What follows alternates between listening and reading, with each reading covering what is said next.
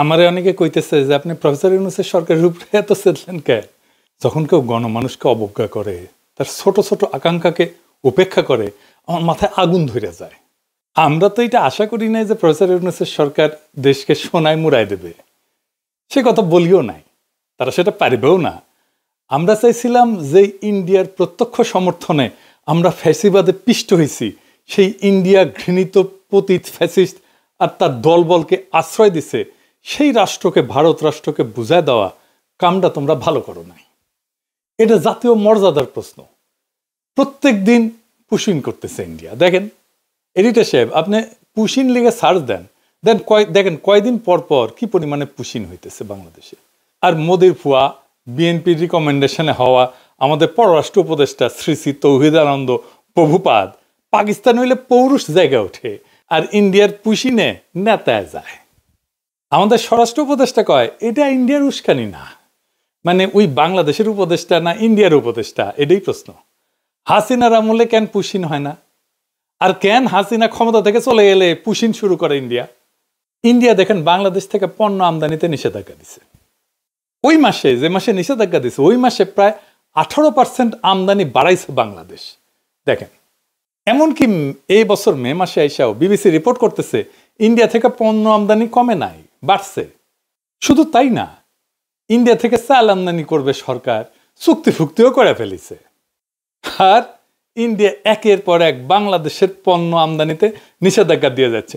পরপর 3 মাসে 3 বার নিষেধাজ্ঞা দিচ্ছে। দেখেন, এর মধ্যে মাইলস্টোনের দুর্ঘটনা হইল। ইন্ডিয়া কইল ডাক্তার পাঠাবো, আর আমাদের স্বাস্থ্য মন্ত্রণালয় লাল ফেলাইতে ফেলাইতে ফেলাইতে রাজি হয়ে গেল। আসলো ইন্ডিয়ান ডাক্তার। আমি কইলাম স্বাস্থ্য মন্ত্রণালয়ে, আমাদের ডাক্তারের এই বার্নের রোগীদের কোন চিকিৎসা দিতে পারবে না যে ইন্ডিয়ান ডাক্তার দিবে? চুপ করে থাকে, কথা কইতে পারে না, উত্তর নাই তো। কেন তারা কইতে পারে না যে ভাই ধন্যবাদ, আমরা নিজেরাই পারবো? এর মধ্যে পাঠাইলে ইলিশ। গতবার আমরা মেলা হাউকাউ করেছিলাম না, সেটা তারা পাত্তাই দেয় নাই। যেন ইলিশ ওদের বাপের, বাংলাদেশ মনে হয় ওদের বাপের জমিদারি। ইন্ডিয়ার ভয়ে থরহরি কম্প এদের। ইন্ডিয়ার সাথে ডিলিংস বাদ দেন, আওয়ামী লীগের মিছিল ঠেকাতে পারে না, এতই অপদার্থ এরা। ইন্ডিয়ার সাথে সম্পর্ক উন্নয়ন করবে। ইন্ডিয়ার সাথে আমাদের সমস্যাটা কি সেটা জিগান উপদেষ্টাদের কইতে পারে কিনা, কোনো ন্যারেটিভ আছে কিনা। হাসনাত আবদুল্লাহ কইছে যে এই সরকারের যে কোনো ব্যর্থতা আমাদের দোষ দেয়, দিবেই তো। এই সরকারকে কে বানাইছে? ওয়াকার, ছাত্ররা আর আসিফ নজরুল। তো দায় নিবা না কেন? পুরা জুলাইকে তো তোমরা মিডিল ক্লাসের ন্যারেটিভ বানাই ফেলছো, যেন মিডিল ক্লাস আর ঢাকা ইউনিভার্সিটির ছাত্ররা জুলাই করেছে। যেহেতু মিডিল ক্লাস এটা একা করে নাই, বেশিরভাগ করছে দরিদ্র প্রান্তিক মানুষেরা, তারা তাই জুলাই দুর্বল হয়েছে, তারা সরে গেছে, তোমরাও দুর্বল হয়েছো। ওই রাজপথের শক্তিটা দূরে সরে গেছে। যাই হোক, এই ইন্ডিয়া প্রসঙ্গে একটা গল্প মাথায় আসলো যে কেন প্রফেসর ইউনূসের সরকারের এত ইন্ডিয়া প্রেম, এত বাম্বু খেয়েও ঠিক হয় না। এক মহিলা তার হাজবেন্ডকে ডিভোর্স দিছে। তো ডিভোর্স দেওয়ার 2 বছর পরে মহিলার পেটে বাচ্চা এসেছে। তো মহিলারে সবাই জিগায়, তোমার না ডিভোর্স হয়েছে? তো মহিলা কয়, হ্যাঁ হয়েছে, তবে ওই মাঝে মাঝে মাপ চাইতে আসে। তো ইন্ডিয়া মাঝে মাঝে প্রফেসর ইউনূসের সরকারের কাছে মাপ চাইতে আসে। যাই হোক, আজকের বিষয় ছিল নারী আসনে সরাসরি ভোটের বিষয় নিয়ে আলাপ করা। আসেন এটা দেখি, তাইলে দেখবেন আমাদের পলিটিক্যাল পার্টি, প্রফেসর ইউনূসের সংস্কার কমিশন আর এই ঐক্যমত কমিশন কেমন ভালসুন আর মূর্খসুদা। বাংলাদেশের সংসদে এতদিন 50টা নারী কোটার আসন ছিল। তো সংবিধান সংশোধনী কমিশন সেটার বাড়ায় নারী কোটার আসন 100-তে বাড়ানোর সুপারিশ করেছে।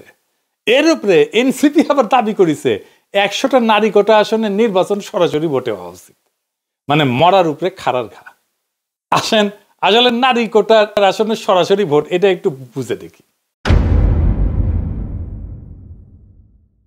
প্রথমত আসি নারীদের জন্য আলাদা কোটা নিয়ে। এটা একটা গোত্র বা গোষ্ঠীর আলাদা রিপ্রেজেন্টেশন কখন দরকার হয়? পৃথিবীর ইতিহাসে কি এমন নজির আছে সে আলাদা রিপ্রেজেন্টেশন দিয়া সেই গোত্র করে কি? খায় না মাথায় দেয়? তারা তাদের কোন পলিটিক্যাল এজেন্ডা বাস্তবায়ন করে? এইসব কি এনসিপি ওরা জানে বা সংবিধান কমিশনের ওরা বুঝে? 2টা গোত্রের আলাদা রিপ্রেজেন্টেশনের সবচেয়ে বড় উদাহরণ আমাদের উপমহাদেশে আছে। ঐতিহাসিক বিভিন্ন সংঘাতের কারণে ব্রিটিশ ভারতের মুসলমানরা অনুভব করে যে সংখ্যাগরিষ্ঠ হিন্দুদের সাথে তাদের স্বার্থ এক না, বরং উল্টা। স্যার সৈয়দ আহমেদ খান বিভিন্ন ঘটনা ব্রিটিশ ভারতে হিন্দুদের হরেক রকমের এজিটেশন দেখা এই ব্যাপারে লেখালেখি করে যান। ভারতবর্ষের মুসলমান নেতাদের মধ্যে যেই ঘটনার ফলে এই উপলব্ধি সবচেয়ে গভীরভাবে প্রভাব ফেলে সেটা হইল 1905 সালের বঙ্গভঙ্গ। এর বিপরীতে হিন্দুদের অ্যাগ্রেসিভ রিয়াকশন দেখে আগুন জ্বালাই দিয়েছিল সারা বাংলায়। এর ফলে 1906 সালের ডিসেম্বর মাসে মুসলিম লীগের রাজনৈতিক আবির্ভাব ঘটে, যেটার ইতিহাস আগের এপিসোডে বিস্তারিতভাবে বলছি। মুসলিম লীগ গঠনের আগে 1906 সালের অক্টোবর মাসে ভারতবর্ষের 35 জন গণ্যমান্য মুসলমান নেতা প্রিন্স আগা খানের নেতৃত্বে সিমলাতে ভাইসরয় লর্ড মিন্টোর সাথে দেখা করতে যান। সিমলায় ভাইসরয়ের প্রাসাদ ভাইস রিগাল প্যালেসে এই মিটিংটা অনুষ্ঠিত হয়।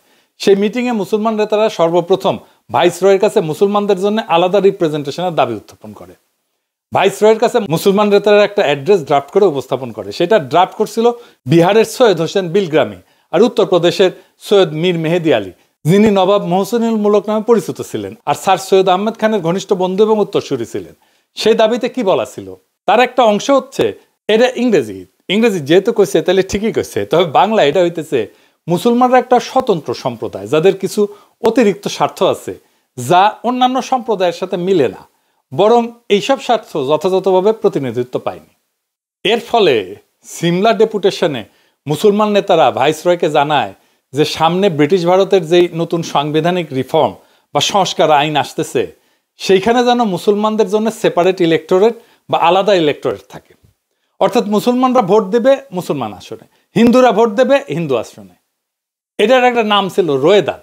লর্ড মিন্টো মুসলমানদের স্বার্থ রক্ষার প্রতিশ্রুতি দেন এবং 1909 সালে যেই মোরলে মিন্টো অ্যাক্ট পাস করা হয় ব্রিটিশ পার্লামেন্টে ভারতবর্ষের সংবিধান নিয়ে, সেখানে সর্বপ্রথম মুসলমানদের জন্য আলাদা ইলেক্টোরেট বরাদ্দ করা হয়। এইখানে মুসলমানরা কেন এরকম অনুভব করলো, তাদেরকে হিন্দুরা কি চোখে দেখতো, এসবের ইতিহাসের বাস্তবতা একদম ইতিহাসের বিভিন্ন লিটারেচার যেমন বঙ্কিম, শরৎচন্দ্র, ডিএল রায়, নীরজ চৌধুরী এদের কাছ থেকে কোট করেই প্রমাণ করে দেখানো যাবে, সেটা অন্য আলাপ।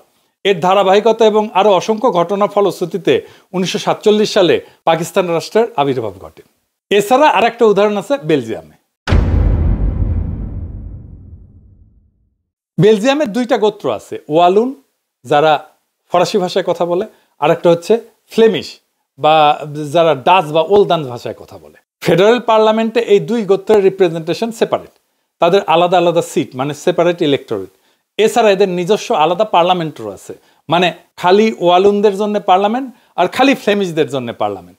তাইলে এতক্ষণ ধরে যা বুঝলাম আমরা, সেটার মর্মার্থ হচ্ছে একটা গোত্র বা গোষ্ঠী তখনই নিজেদের জন্য আলাদা সেপারেট ইলেক্টোরেট অথবা রিপ্রেজেন্টেশন দাবি করে যখন তারা অনুভব করে যে তাদের স্বার্থ অন্য গোত্র সংরক্ষণ করবে না। তারা অন্য গোত্রের মানুষকে বিশ্বাস করে না এবং অন্য গোত্রের মানুষ যা করবে যে সেটা তাদের স্বার্থের ঠিক বিপরীত হবে। এখন এই যে নারীদের জন্য আলাদা সংরক্ষিত আসন, এটা তো একটা হাসজারু মার্কা আলাদা রিপ্রেজেন্টেশনের বুদ্ধি, একদম টিপিক্যাল বাঙ্গু প্রগতিশীল মার্কা বুদ্ধি। কিরকম প্রগতিশীল? এই যে দেখেন দিল্লির মাল মতিগঞ্জ, প্রথম আলো এটার একদম ডাইহার্ট প্রমোট করে। মতি মাহফুজ আমাদের যা করতে বলবে আমাদের বাই ডিফল্ট সেটার উল্টা কাজ করা উচিত। আসেন এটার ভিতরের বিষয়টা একটু বুঝে দেখি। নারী আর পুরুষ কি রাজনৈতিকভাবে আলাদা গোত্র বা গোষ্ঠী? কখনোই না, হতেই পারে না। এটার উদ্ভট অসম্ভব প্রস্তাবনা। সেপারেট বা আলাদা রিপ্রেজেন্টেশনের প্রশ্ন তখনই ওঠে যখন কোনো গোত্র বা গোষ্ঠী রাজনৈতিক বা পলিটিক্যাল দৃষ্টিকোণ থেকে নিজেদের স্বার্থকে অন্য গোত্রের স্বার্থ থেকে আলাদা বিবেচনা করে। একটা রাজনৈতিক মতাদর্শ বা ফিলোসফিতে নারী পুরুষ উভয়ে একই সাথে পার্টিসিপেট করে। যেমন আওয়ামী লীগের রাজনৈতিক মতাদর্শ কি সেটাও কন ভারতের পাঁচাটা, তাই তো? আর 71-এর চেতনা। এই যে আওয়ামী নারী, আওয়ামী পুরুষ, আওয়ামী বৃদ্ধ, আওয়ামী যুবক সবাই এটা ধারণ করে। একইভাবে বামাদের রাজনৈতিক মতাদর্শ কি, যেটা যাই হোক বাম নারী পুরুষ একসাথে ধারণ করে, তাই না? ইসলামী রাজনীতির মতাদর্শ নারী পুরুষ উভয় একসাথে ধারণ করে। এখানে নারীদের সাথে পুরুষদের কোনো ন্যূনতম রাজনৈতিক ডিফারেন্স নাই। নারী আর পুরুষ আলাদা সেপারেট কোনো রাজনৈতিক গোষ্ঠী না, যে ঠিক যেরকম যুবক আর বৃদ্ধ কোনো আলাদা রাজনৈতিক গোষ্ঠী না। কাউকে কি কশ্মিন কালেও কোনো প্রস্তাব আনতে শুনছেন যে বৃদ্ধদের জন্য আইনসভাতে আলাদা সিট লাগবে, 40 থেকে 50 বছর বয়সের জন্য আলাদা সিট লাগবে, 20 থেকে 30 বছর বয়সের জন্য আলাদা সিট লাগবে? না, শুনেন নাই। তো এইটা বলার সময় আমার ভয় লেগেছে যে কওয়া যায় না বাঙ্গুলেন তো সবই সম্ভব, হয়তো সামনে কেউ এরকম দাবি তুললেও তুলতে পারে, অথবা আর এরকম উদ্ভট দাবি উঠতে পারে। যেমন যে সমস্ত মেয়েদের চুলের রং সোনালি আর ব্রুনেট, যাদের চুলের রঙের গাঢ় বাদামি, তাদের জন্য আলাদা আলাদা সিট লাগবে। যদিও বাংলাদেশের অধিকাংশ মেয়ের চুলের রং কালো, কিন্তু পাশ্চাত্যে কিন্তু ব্লন্ড আর ব্রুনেটদের মধ্যে রেশারেশি আছে, এখন এই বাঙ্গু লজিকে চুলের রং অথবা চোখের রঙের উপরে ভিত্তি করে তাহলে সংসদে আলাদা সিট থাকতে পারে। নারীদের রাজনৈতিক পরিচয় আর স্বার্থ কি পুরুষদের থেকে আলাদা? না, একদম না। আমি একজন নারী, ভারতীয় আওয়ামী বাম দালাল, যেমন লাকি আক্তারকে যেরকম অপছন্দ করি, সেই একই রকম ভাবে অপছন্দ করি পুরুষ অমিপিয়াল আর এই যে হিজরা নাকি মুন্নিশা অনেকে কয়। তো এখানে নারী পুরুষ হিজরা তো ম্যাটার না। ঠিক আর উল্টা, আমি জুলাই আগস্ট বিপ্লবের এই বিপ্লবী নারীদেরকে ঠিক ততটাই রাজনৈতিকভাবে আপন মনে করি যতটা করি জুলাই আগস্ট বিপ্লবের বিপ্লবী পুরুষদেরকে। ওই যে বিএনপির ব্ল্যাকমেল কুইন রুমিন পারানা আর ফজা পাগলা দুটোই আমার একই রকম রাজনৈতিক শত্রু। এখানে নারী পুরুষের তো কোনো প্রশ্ন ওঠে না। যদি কারো আলাদা রাজনৈতিক স্বার্থ বা ইন্টারেস্ট নাই থাকে তাহলে আলাদা সেপারেট আসন প্রস্তাবে আনা তো পুরা স্টুপিডিটি, এটা ভোগাজ একটা দাবি। বাঙ্গুরা তো নারীদের জন্য আলাদা 100টা আসন চায়, যেখানে এনসিপি আবার দাবি তুলছে ওর উপরে, গোদের উপরে বিস্ফোরা সরাসরি ভোটে নারী প্রার্থী নির্বাচিত হবে। তো নারীরা কি তাহলে সেপারেট ইলেক্টরেট দাবি করতেছে? যদি তাদের জন্য আলাদা আসনই বরাদ্দ থাকে তাহলে তো সেপারেট ইলেক্টরেট হয় যুক্তিযুক্ত। এসব আবালদের যদি এই প্রশ্ন করেন দেখবেন মাথা চুলকাইতেছে, কারণ তারা বুঝেই না তাদের দাবির মানে কি। আন্দাজে কয়েকটা টার্ম শব্দ শুনে অল্প বুঝে বা না বুঝে সেটা নিয়ে লাফানো শুরু করে। ব্রিটিশ ভারতে মুসলিম আর হিন্দুদের মধ্যে যখন সেপারেট ইলেক্টরেট হয় তখন সেটা ছিল মুসলমানদের জন্য আলাদা আসন, যেখানে মুসলমানরা তাদের প্রার্থী নির্বাচন করবে, আর হিন্দুরা হিন্দুদের জন্য আলাদা আসন, যেখানে হিন্দুরা তাদের নিজের প্রার্থী নির্বাচন করবে। বেলজিয়ামে ওয়ালুন আর ফ্লেমিশদের একই সিস্টেম। তো নারীরা যেহেতু আলাদা 100টা আসন চায়, সেখানে কি খালি নারী ভোটাররাই ভোট দিবে? মানে নারী এমপিদেরকে কি খালি নারী ভোটাররাই নির্বাচিত করবে? যদি এর উত্তর চান দেখবেন যে মাথা চুলকাইতেছে। উত্তর যদি হয় হ্যাঁ, তাহলে সেই নারী ভোটাররা কি পুরুষ বা কম্বাইন্ড আসনেও ভোট দিবে? তো এখন এরা কবে যে হ্যাঁ অবশ্যই দিবে। তাইলে তো নারীদের ডাবল ভোট হয়ে গেল। মানে একজন নারী ভোটার 2বার করে ভোট দিচ্ছে, যেখানে পুরুষরা 1বার করে ভোট দিচ্ছে, যেটা গণতন্ত্রের একদম মৌলিক নীতি, 1 পারসন 1 ভোট। এই মূল নীতির বিরুদ্ধে। বিশ্বের কোথাও এরকম উদ্ভট সেপারেট রিপ্রেজেন্টেশন সিস্টেম নাই। আর ধরেন যদি এটা সেপারেট রিপ্রেজেন্টেশন সিস্টেম হয় তাহলে নারী তো অর্ধেক বাংলাদেশের, তো 300 আসন পুরুষের আর 100 আসন নারীর, এটা কোনো ইনসাফ হইল? আবার দেখেন এটা যদি বলেন তখন ওরা কবে হয়তো যে না না, নারী আসনে নারী পুরুষ সবাই নির্বিবাদে ভোট দেয়া খালি নারী প্রার্থীদের নির্বাচিত করবে। তো নারী আসনের মূল লজিকই তো হচ্ছে নারীদের স্বার্থ পুরুষদের হাতে নিরাপদ না। তসলিমা নাসরিন থেকে শুরু করে সব বাঙ্গ প্রগতিশীল নারীবাদীদের তো একটাই থিওরি। তো ধরে নিলাম সেটাই যদি হয়, তাহলে নারীরা কেন নিজেদের জন্য সেপারেট রিপ্রেজেন্টেশনে পুরুষদের ভোটাধিকার প্রয়োগের অধিকার দিবে? আজব ব্যাপার না? যখন ব্রিটিশ ভারতে হিন্দু মুসলিম অথবা বেলজিয়ামে ওয়ালুন ফ্লেমিশ সেপারেট ইলেক্টোরেট হয় আর 2টা গোত্র বিশ্বাস করে একে অপরের স্বার্থ রক্ষা করবে না, তখন তারা নিজেদের আসনে অন্য গোত্রকে কখনোই ভোট দিতে দেয় না। তো যদি এটা নাই হয়, মানে একটা গোত্রের আসনে যদি আর একটা গোত্রের মেজরিটি মানুষ এসে ভোট দিচ্ছে, তাইলে তো পুরো সেপারেট ইলেক্টোরেট বা রিজার্ভ সিটের পারপাস বা উদ্দেশ্যই মাঠে মারা গেল। মানে বাংলাদেশ স্টুপিডিটি মাঝে মাঝে আমার মাথায় রক্ত উঠায় দেয়। নারীদের সংরক্ষিত আসনে যদি পুরুষরা ভোট দিতে পারে তাহলে নারী পুরুষের আলাদা আলাদা আসনের দরকার কি? আর নারীদের জন্য সেপারেট সিটের দরকার কি? পুরো ব্যাপারটা এতই বোগাস, এতই বুলশিট যে বিশ্বের কোনো পাশ্চাত্য দেশের আইনসভায় এরকম নারীদের জন্য আলাদা সংরক্ষিত আসনের কোনো বিধানই নাই। আছে? নাই। জিয়া ঠিকই শুনেছেন, পাশ্চাত্যে কোনো দেশে নারীদের জন্য কোনো আলাদা নারী কোটার আসন নাই।